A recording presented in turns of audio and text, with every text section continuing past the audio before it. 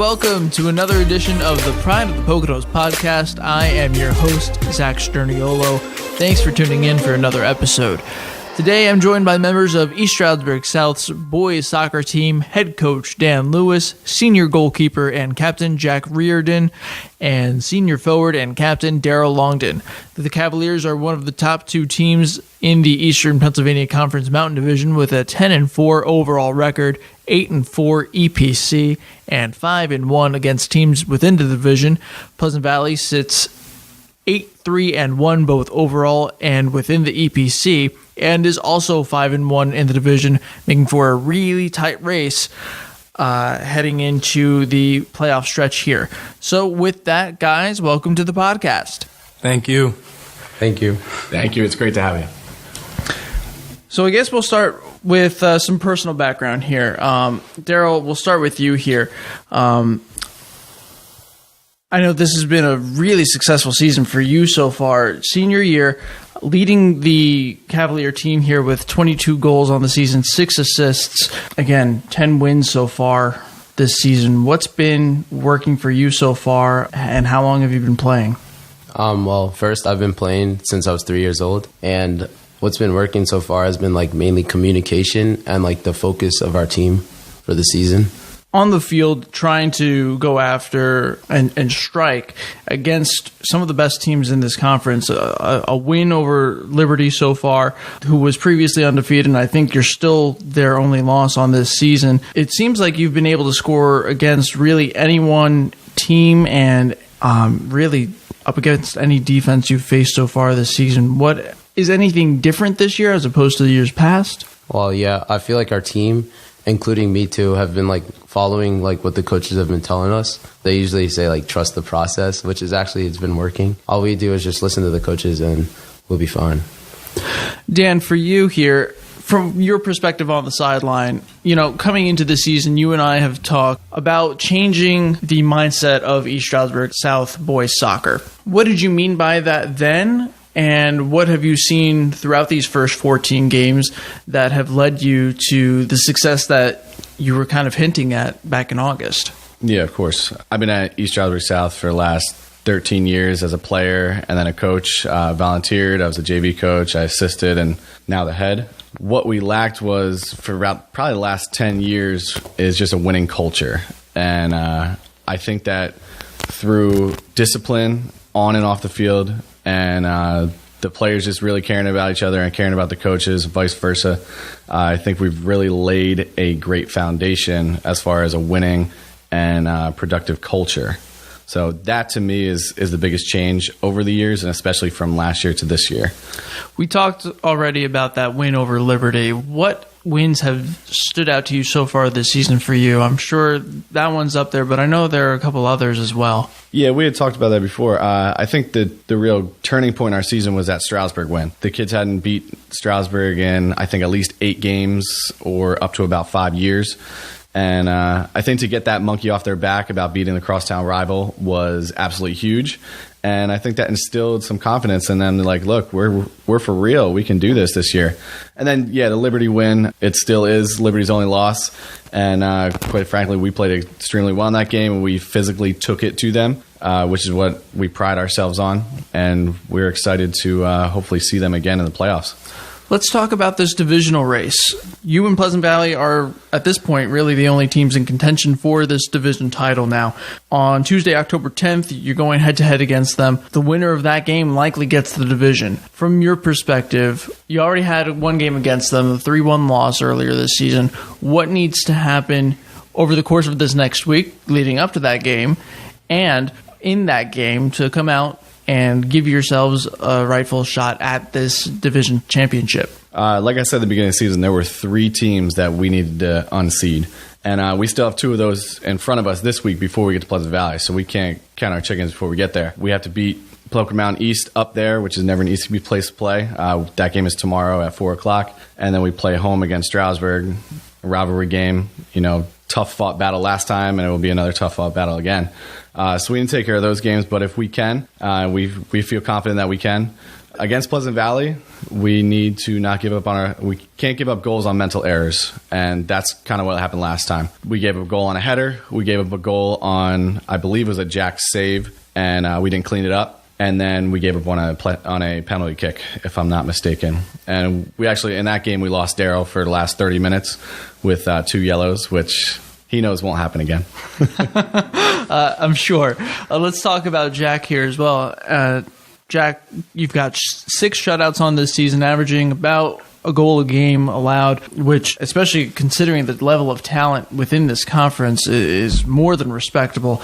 Only 2 shutouts away from the East Stroudsburg South school record, 3 away from breaking it, and your first season with the Cavaliers. What's this year been like from your perspective after last year being with Notre Dame East Stroudsburg? It's been really difficult. I had to really get used to a whole different team. I do know a lot of these guys from FC Pocono, but it's just different when you go we play different defensive style, and it's just really different, and I'm still trying to get used to it. I think I've done a pretty good job. The thing that I gave to this team, I think that they really needed, was kind of like communication. They really didn't, and they still don't talk to each other as much as I would like them to, but we're getting around to that, and by district time, we'll be really set, and I think we could contend with any team. Now, touch on a couple of things there. I'll start with FC Pocono, travel club soccer team in this area. What do you learn from that travel soccer? What are you able to gain from there that helps you when you're playing against these EPC teams? Because you're playing with a lot of players who you end up playing against throughout the regular high school season. Well, Coach John is a great coach. He has a lot of products like Kayla Arjun, you had her on the show, Emmy from Stroudsburg, so you could see there's a lot of good talent coming from there. But I think from him, I just learned the style of how I should be playing, just my leadership skills, because I only been playing soccer since I was in 8th grade. So soccer's pretty new to me, but when I came to him, I kind of was pretty good at being goalkeeper. I just wasn't there mentally, and he really got me set mentally of what I need to do to become a leader. Coach John being Coach John Francis of that program, I think that sums it up well. Your coach, Dan, here has commented on your leadership abilities already as well. Dan, from your perspective, you saw what this team was capable of last season. I believe 7-11 was the final record from last season. What has Jack been able to bring to this team as a leader? Jack has brought a different voice into the locker room.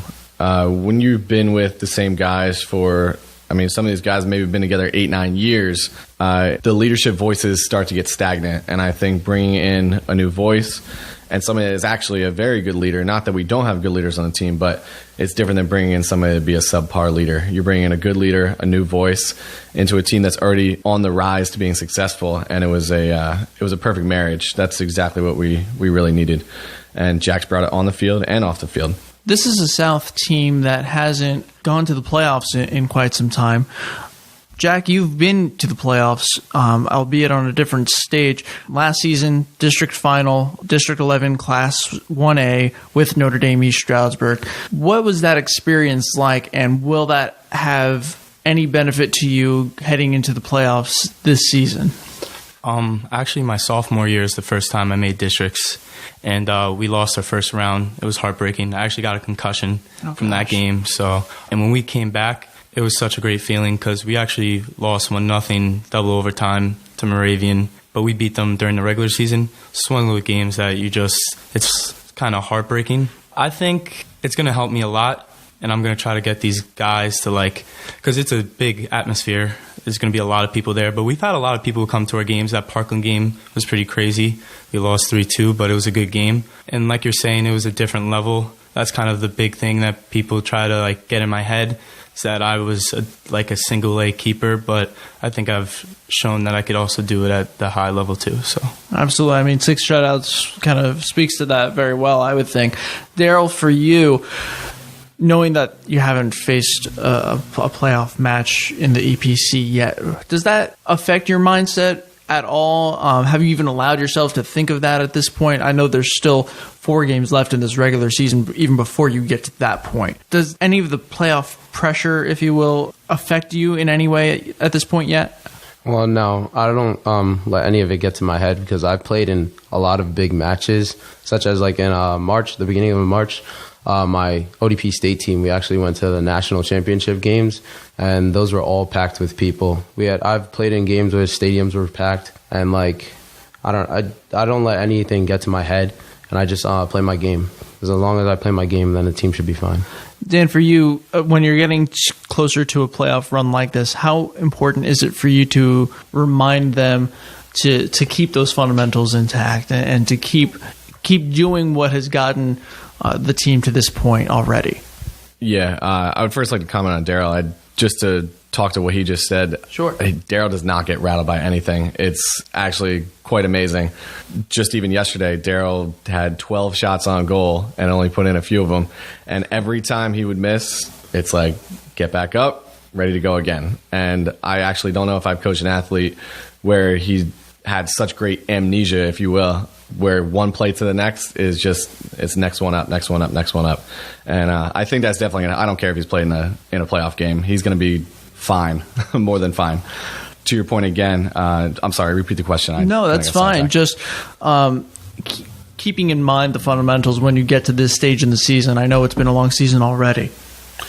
Yeah, our coaching staff, I think, is really going to have the team ready as far as it comes to being disciplined and fundamentals. We have a great coaching staff. We have a goalkeeper coach, DJ Van Solkema, is definitely going to help Jack be ready with the fundamentals and keeping focused. And then our JV coach, Wayne Vanderhoof, is as much a varsity coach as anybody else in the league. Carlos Madeira is our head trainer and assistant varsity coach, and Steve Hicks.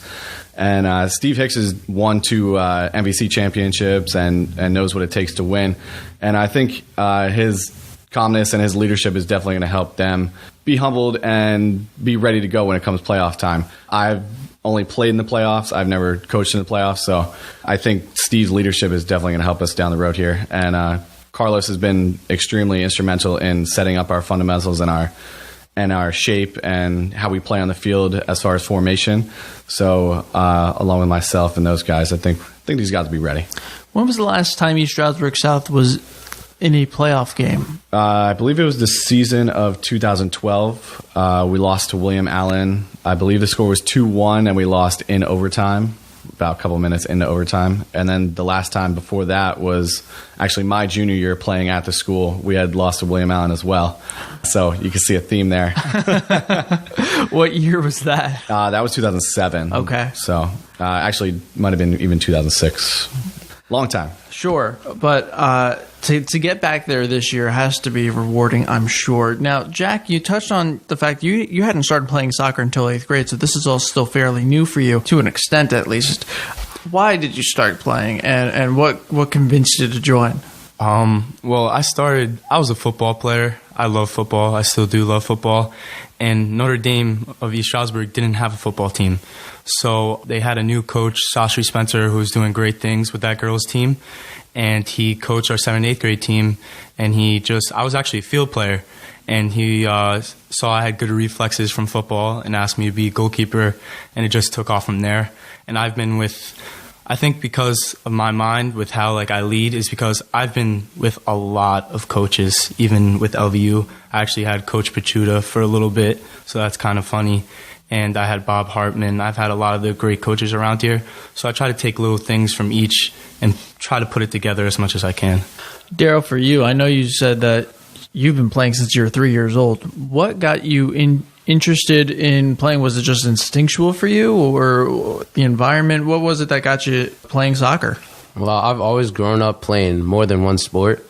Like when I was younger, I used to play basketball and soccer. I used to show up even to practices for basketball and stuff in my soccer cleats, and I'd be playing and sliding around and everything. And the coaches and everything, they said I'd be a lot better athlete outside and where I could be myself more. And the thing for me, I looked in the mirror one day and I was just I could really actually take this game somewhere. I've practiced a lot to get to where I've been. People just think, oh, it's Darryl, he just came with it. But no, I practiced a lot for where I've gotten to. And it's all starting to pay off soon, but work's not done yet, so. Welcome back to the Pride of the Poconos podcast. I'm Zach Sterniolo, joined by East Stroudsburg South soccer captains Darryl Longdon, Jack Riordan, and head coach Dan Lewis. So let's transition to the off-the-field topics here. You know, we talk a lot about the on-field stuff, but you both are seniors in high school right now, so you're still a student and an athlete simultaneously. Darryl, I'll start with you here. How hard is it to balance being both? I know you've been an athlete all your life, but has it ever been a struggle for you to keep the academics in mind while you're still trying to succeed so much on the field? Yes, because at the end of the day, it's always books before ball. And I've had struggled before, like especially in middle school, with doing schoolwork, balancing out with soccer, because I used to play academy. So I would have practice every single day, and which my practices were like an hour away. So I'd have to balance it by doing like homework and stuff in the car, while like some of my friends and everybody, they could just relax at home and then just pick up their book whenever. And but I think now, since like I'm in high school now, I've gotten more mature, and I know it's like all about discipline now and how bad you really want it. Because like if you want to play in college, you still have to have the academics part too. So you just got to really stay focused. That's about it. Jack, for you, same question basically. How hard is it for you trying to balance the academics as well as the athletics? It's hard, but I would say it's more hard because of social media, being on your phone. That's a little bit more of my problem. I was a big social media guy.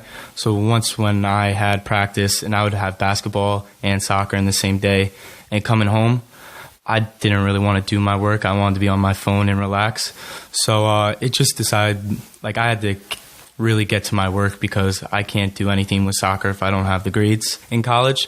So I really, really got down and did my business, what I had to do with school, and I've done a pretty good job so far.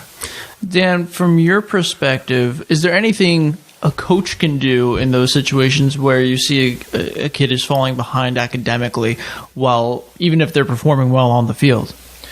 Yeah, I don't think the kids get enough credit for what they really have to do. I mean, especially these kids that are in AP and the honors classes, the amount of workload that they get, especially early in the school year. I mean, most of these kids get summer reading, and there's a lot of stuff to do even before you get into school, let alone what you have in school.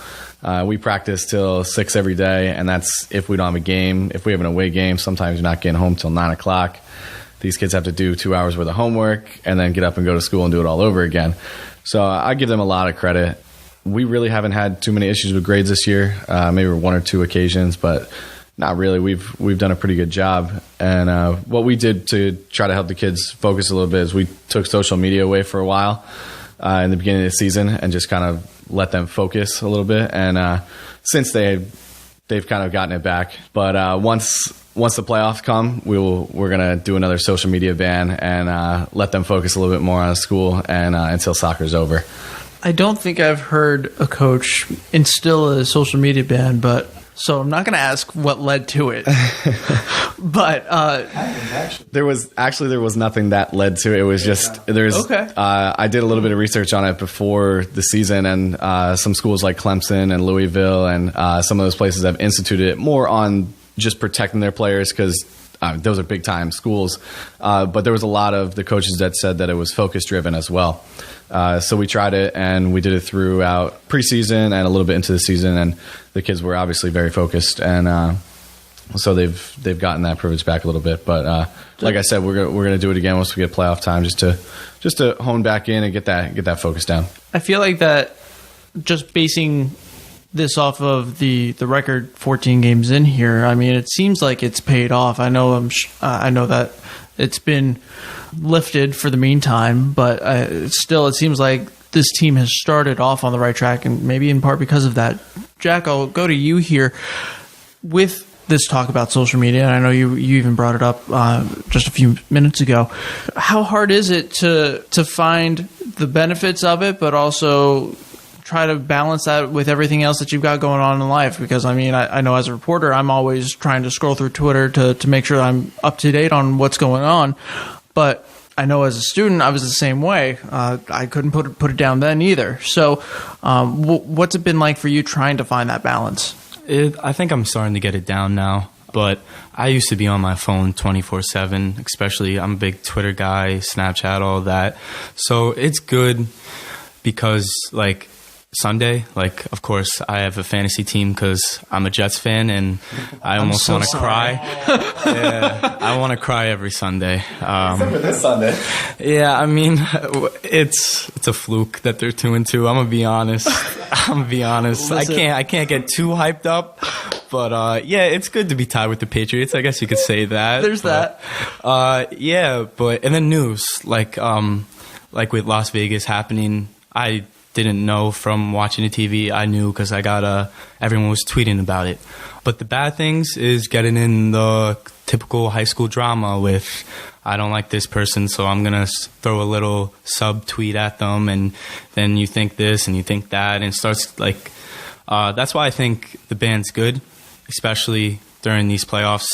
I think it got us on the right foot to start off during preseason, so we will definitely be doing that again, and I think everyone can agree on our team that it was beneficial. So it's a very honest take, and I think it's a very realistic one, because I think, it's easy to get sucked into some of that drama, but it's also, there's a lot of news benefits. There's a lot of, especially sports news too, trying to keep up with your football teams, even if you have bad taste in them. That's fine. I'm also a Mets fan too. Oh, Mets fan too. God. Yeah. New York has such good teams. You're just having to choose the wrong ones.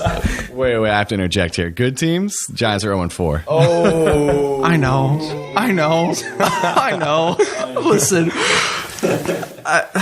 Eli needs to get out. God. It's bad enough that Zach gets this during the football picks. Yeah, I really do get enough during the football I'm going to picks. be honest. I thought the Giants had the best receiving core. I still agree with that, and we still suck right now. Yeah, it's Eli, man. He needs to go. I don't know how much of it is Eli and how much of it is Eric Flowers, because our offensive line is just frustrating. Yeah, we all know that's the real issue. But you are right. Yeah, no, hey, we've got the Yankees at least. We've got the Yankees. We've got the New York Rangers coming up. We're good. I'm a Rangers fan, too. Okay, Rangers fan. We can agree on something. Yeah. All right. Darryl, for you, social media, are you on it? And what kind of an effect does it have with your life? I'm trying to reel it back in a little bit. Well, me personally, I think social media is great, like, if you use it in the right ways, though. Like, I won't get caught up in any drama or anything like that, but I use social media a lot because I know that this world now is turning into a technology-based world, and everything has been going through, and that's how you find out a lot of current events and everything that's going on in the world. So I think me personally, I think it's really good, but you just have to be smart when you're using it. Dan, you touched on Clemson and schools like that instituting those social media bans. That kind of brings me to the next point, the recruiting process. A lot of these schools are looking at those social media feeds, but they're looking at the academics as well. They're looking at the on-field ability. As a coach, what is your role in helping these guys find the right school for them and dealing with the interested coaching staffs who are keeping their eyes on these players? Yeah, I mean, our role is basically exposure. Our coaching staff is well connected in the area and a little bit outside the area with different colleges and everything. So basically, we're just on the phone trying to get college coaches to come and scout these guys, and it's up to them on the field to show them what they have. We can give the college coaches all the information on the kid, how good the kid is, how good of a kid he is as far as in school and behavior-wise. But when the coaches come, you got to show it on the field. So we definitely we've had coaches already come to games. We have coaches coming up this week because everybody knows it's a big game. I'm sure there will be college coaches at the Pleasant Valley game. And when we go down to the Valley, there's a little bit more talent down there, although I don't think there's that much of a difference. But there's a lot more schools down there. So when we're down there, the kids know, hey, there's usually going to be at least one college coach down here. Make sure you bring your A game. But that's really our role. And as far as in school and social media wise, we just try to don't say anything stupid on social media, because guess what? You don't know who's looking. You don't know if there's a college coach looking. That could be, if you're right on the bubble for a college coach, he sees you tweet out something that you shouldn't. Hey, that might be his last straw with you, and you're done, and you don't make that team. So And in school, the kids know they got to get good grades if they want to go on to the next level. So they usually take care of that. Darryl, I'll start with you here. At this point, as a senior captain, midfielder, are there any schools on your radar, or do you kind of just let everything else play out and respond to it when it happens? Well, the one main thing I would say to everyone is to be proactive, because that's what I did wrong my junior year. I wasn't trying to reach out to coaches and everything, and I sort of everything piled up. Me personally now, I think I know I either want to go to St. John's or I want to play soccer overseas, because I feel like I could take the game to another level again as long as I keep on working hard. So, is there anything outside of soccer that you would be interested in either majoring in, or do you feel like soccer can be your future? I feel like soccer, I can take it to the next level and it can be my future. Jack, for you here, looking at the college level, what have been your experiences through the recruiting process so far, and what's on your radar? Well, I was so new to it because being at Notre Dame, they don't get a lot of respect there, which is kind of crazy because I think they're the favorites to win the district this year.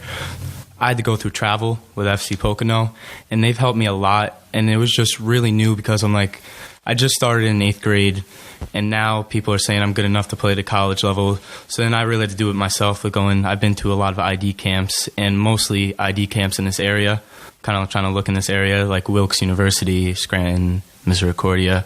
I'm kind of trying to use it to my advantage for what I want to be, and I know that's either nursing, and if I don't get accepted into nursing, I'm probably going to go in the bio, pre-med route, so I have to work hard. I know Kayla Argan and Taylor Critty mentioned ID camps 2 weeks ago, but we didn't really talk about what an ID camp is. What can you describe that to our listeners, to what really goes on at an ID camp and what the basics are of it? Well, it's pretty much you meeting the coach and talking to them without it being over, the internet. You can email the coach and all this, but they're going to want you to come to an ID camp. They're not just going to be like, oh, you have a nice highlight tape and all this, and they're going to accept you. You need to see them. So it's really, and they have a lot of them now. I mean, Wilkes has one almost every fall, spring. It's becoming a big thing, ID camps. And I think it's good because if they don't notice you the first time you go, you can always go to another one. And you really just got to keep emailing them if you want their attention. Let's talk about life outside of the sport. Now, you touched on it right there that you're interested in nursing or pre-med, somewhere along those lines once you get to college. What got you interested in taking that route? It's my family. Both my parents are physical therapists, but it's kind of harder to be one now because it's not just 4 years. So I wanted to do, I like helping people, so that's kind of the route I'm going on, and I have a lot of family members that are doctors, so that's kind of how I got into it. That makes sense. Have you always had an interest in it because of them? Oh, definitely. I really wanted to be a physical therapist when I was younger, being in their office, and it's mostly because I saw a lot of athletes, big-time athletes. Sam Bergen was one who was a big-time football player for South. Seeing all of them come through and they deal with an injury and they're working hard to get back at it. I also thought it was pretty cool that my parents are the ones to help them. So, Darryl, for you, I know we just talked about the fact that you really think you can take soccer further in your life. Is there anything outside of the sport that you find yourself interested in trying to pay attention to outside of soccer? I know I like engineering, a lot of business stuff. I haven't really looked into it deeply. If anything, I know I have school and I have soccer, and school mainly as a backup plan. For sure. Are there any other? I know you said earlier. I mean, you were playing basketball as well. Are there any pro sports that you really keep an eye on? Follow? Yeah. I follow basketball and football. I just like watching it, especially on Sundays and stuff like that. But sure. Basketball mainly, I like following, and my team is the Cavs, by the way. Damn, took the words right out of my mouth. I'm a Knicks fan, so literally there's not one good point of my life when it comes to sports. No. Darryl, what are you going to do when LeBron leaves next year? He's taking his talents to wherever. That's where he's gonna follow. I might just have to just watch for fun. There you go. Yeah, see, I call myself a Knicks fan. I'm a super casual fan, and I don't go out of my way to watch any of the games. And I'm just glad that the Phil Jackson, Carmelo Anthony era is over. But no, that's great. Football. Do you have any favorite teams, or are you kind of just watching for the hell of it? Nah, I just watch just for fun now. I mean, I used to like the 49ers, but they're terrible. Yeah, not so much anymore. Jack, I know we talked about sports here for you. All the New York teams really stand out for you. Any roots to New York, or just? Oh yeah, all my family's from New York, Brooklyn. So that's why, mainly because of my dad. I like all sports he likes. But besides soccer, he's not a big fan of soccer, and I love soccer. I'm an Arsenal fan. Another team that just breaks my heart. They really, I don't know what it was, but I picked them, and no team has impressed me. But it's okay, because one year will happen, and that will be the year that I flaunted around and finally happy. I'm just hoping the Rangers finally pull off a Stanley Cup here one of these days. Well, Dan, for you, any interests outside the sport? I know that you've got a lot going on outside of being a coach here. So what have you got going on? Well, first I got to say I'm a huge Dallas Cowboys fan. Oh, my God.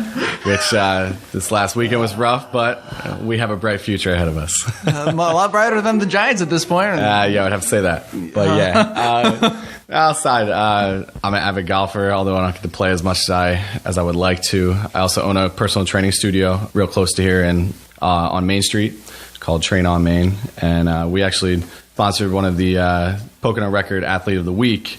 And we started that up, which I was so happy that you guys were on board with, because between this, the Pocono, or Pride of the Pocono podcast, and Athlete of the Week, we're really starting to get the newspaper involved with the athletes on a personal level, and really giving them the accolades that I believe that they deserve. I got the idea from the morning call, and I'm so happy that you guys were able to do it.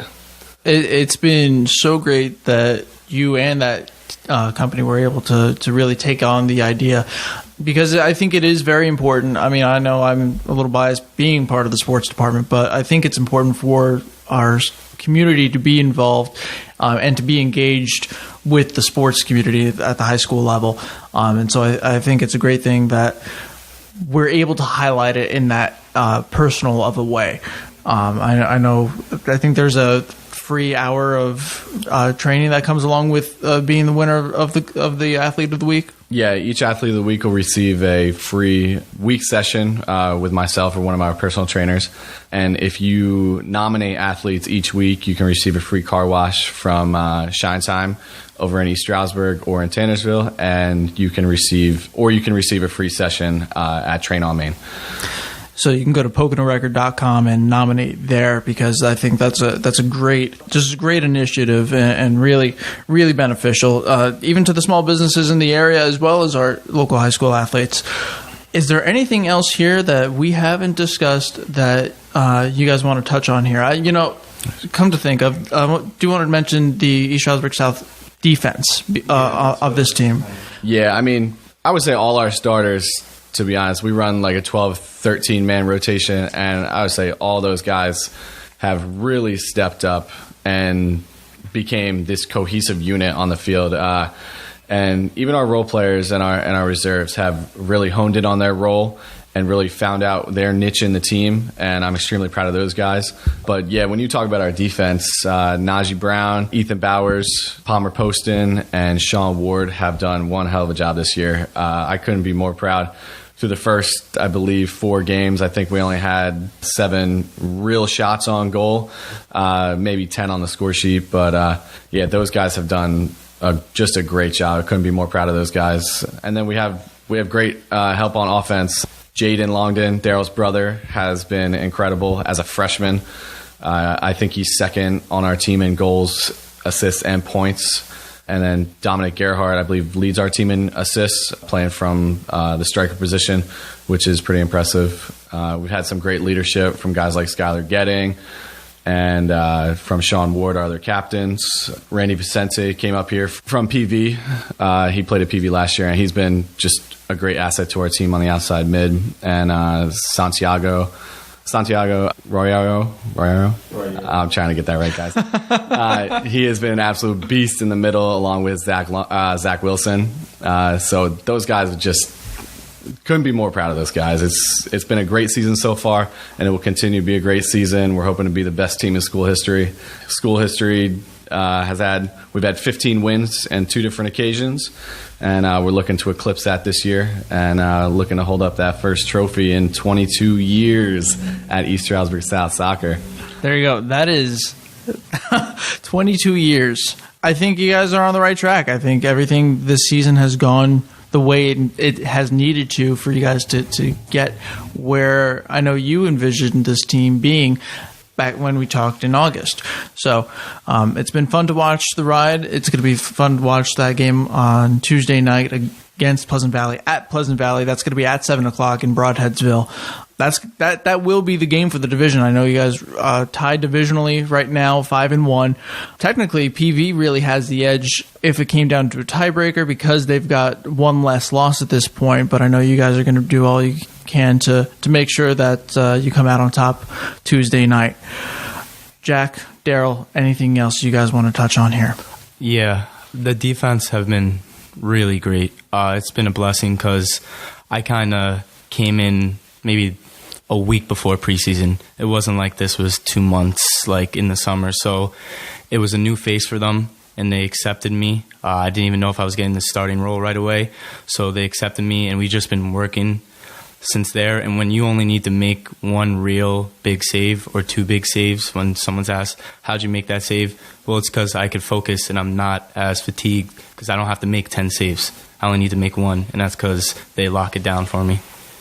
And, I have to touch on here as well. I think it was last Tuesday you guys played Parkland, and I think a lot of people may have expected that to go a lot worse than it did. A 3-2 loss. It was a very competitive game. I feel like that says a lot about this team's playoff capabilities, which start in just about a week and a half at this point. Yeah, I believe it does. Yeah, our 3-2 loss to Parkland, about the closest game that they've really played all year, aside from their loss at a tournament up against South Kent, who I believe was like 11th ranked in the nation. They were number 1 last year, and then I think they might have dropped in the rankings. But again, solid school. I believe Parkland's ranked 6th in the state right now. So we were extremely proud of that performance, and we had them tied 2-2 with 6 minutes left, and we just made a little bit of an error. We cleaned that up, and hey, we'll be ready for them again. There you go. That is all we've got for today's episode. Tune in Thursday for a new edition of the Pride of the Poconos football picks. We'll sit down and discuss Week 6 in high school football and look ahead to Week 7 with the gang. To find all of our links, you can find us on Twitter at Pocono Podcast. This podcast can be found on YouTube, iTunes, SoundCloud, and Stitcher. Please be sure to like, subscribe, or comment wherever and however you're listening. We want to hear from you, our listeners, and see what you have to say. And if you subscribe, you'll never miss out on our newest episodes. This podcast has been brought to you by PoconoRecord.com/contests. Last year, we gave away over $20,000 in prizes, so be sure to visit often to see what we're giving away next. Again, that is PoconoRecord.com/contests. That's all we've got for today. Thanks for listening, and until next time, take care.